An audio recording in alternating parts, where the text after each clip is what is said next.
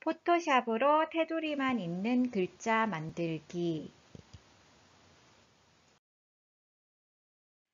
파일 새로 만들기를 클릭한 후 픽셀 단위로 바꿔주고 폭과 높이를 최대한 크게 지정합니다.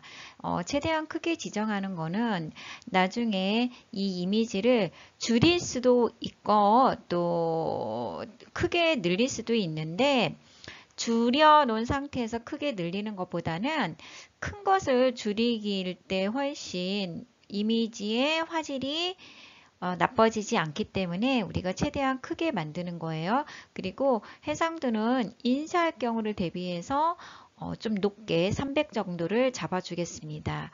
다 하셨으면 확인을 눌러주세요. 흰색 캔버스가 있는 상태에서 보시면 왼쪽에 도구 상자가 있어요. 자, 도구 상자에서 T 아이콘을 선택한 후 커서를 빈 종이에 놓으면 커서가 반짝반짝거립니다. 그때 용인 떡쟁이라고 입력을 했어요. 자, 용인을 입력한 다음 엔터를 치시면 밑에 커서가 내려가고요. 그 자리에다가 우리가 떡쟁이라고 입력을 했습니다. 입력한 글자 크기를 바꿔보겠습니다. T 도구의 옵션 상자를 보시면 이 옵션 상자는 포토샵 맨 위에 줄에 있는데요. 거기에 보면 글자체를 바꿀 수 있는 메뉴가 있어요. 그래서 우리가 궁서체로 바꿔주고요. 크기를 조금 크게 바꿔주겠습니다. 크기는 200피트로 바꿔주었습니다. 그리고 만약에 이 커서가 지금 안 보이는 상태에서 우리가 다시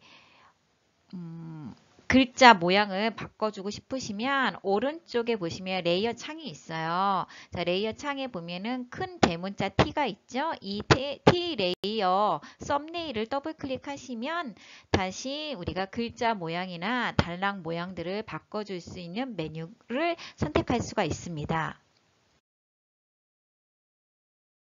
이제 글자의 테두리 선을 바꿔주기 위해서 우리가 오른쪽 레이어 창에서 T 레이어 옆에 있는 빈 공간을 더블 클릭합니다.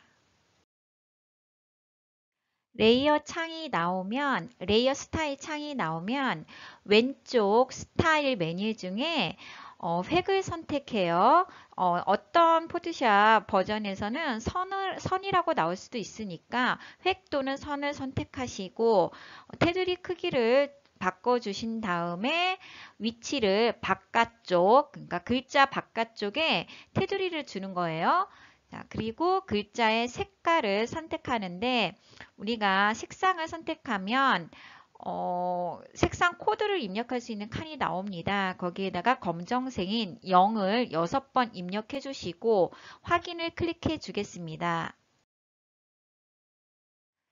글자에 검정색 테두리를 넣어 주었는데요. 글자 색도 검정색이고 글자 테두리도 검정색이기 때문에 표시가 전혀 나지 않습니다. 자, 우리는 글자 안의 색을 투명하게 하고 싶은 거였죠.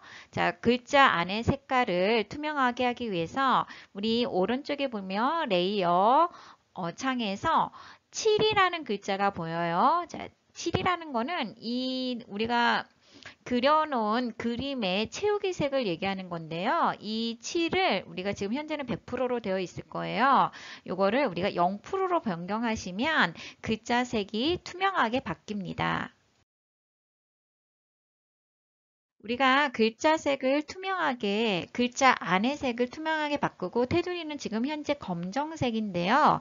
만약에 우리가 테두리 색깔을 다른 색으로 바꾸거나 두께를 조금 조절하고 싶으면 T 레이어 하단에 보시면 지금 효과가 있고 획이라는 글자가 보입니다. 그 획이라는 글자를 더블 클릭하시면 다시 레이어 스타일이 나와요. 이 레이어 스타일에 가셔서 다시 획 크기와 색상을 변경하시고 확인을 눌러주시면 우리가 상황에 따라서 색이나 선의 두께를 쉽게 바꿀 수 있습니다.